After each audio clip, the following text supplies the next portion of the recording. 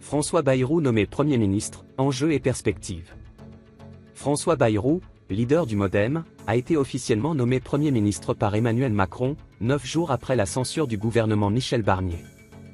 Avec cette nomination, Bayrou devient le 6e chef de gouvernement sous Macron et s'attaque à une tâche particulièrement ardue, composer un gouvernement capable de trouver un consensus au sein d'une Assemblée nationale fragmentée et de faire adopter un budget pour 2025.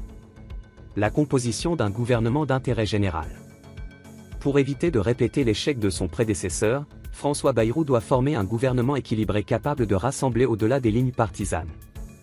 Toutefois, plusieurs défis politiques se profilent. Les macronistes et centristes devraient conserver des postes clés. Les républicains, LR, avec lesquels Bayrou a un passif conflictuel, devront être intégrés malgré des tensions historiques. Une participation accrue de la gauche semble improbable, le Parti socialiste ayant refusé de rejoindre le gouvernement et exclu toute alliance formelle. Le calendrier de formation gouvernementale est serré, le budget 2025 étant une priorité absolue. Une assemblée fragmentée, le défi de la stabilité. Bayrou arrive à Matignon sans majorité absolue au Parlement. Sa mission sera de bâtir une coalition ou de négocier des accords de non-censure avec les partis d'opposition.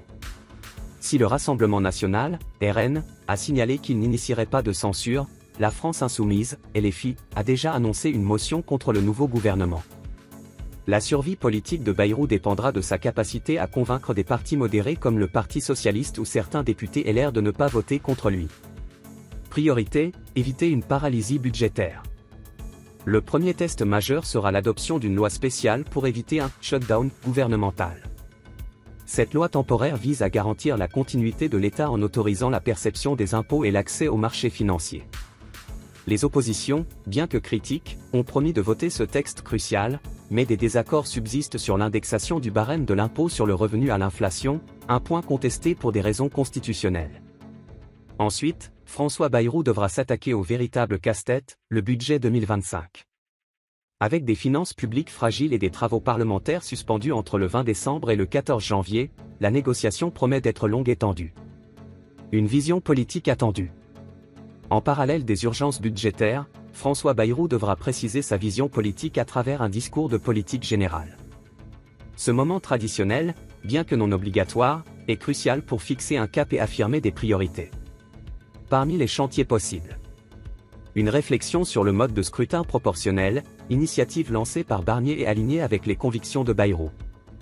Des actions en faveur du secteur agricole, un domaine cher à Bayrou, alors que des discussions avec le Mercosur s'intensifient au niveau européen. Une tâche colossale. Malgré son expérience et son statut de figure consensuelle, Bayrou fait face à une situation politique périlleuse. Son succès dépendra de sa capacité à naviguer dans un parlement morcelé et à surmonter les divisions partisanes.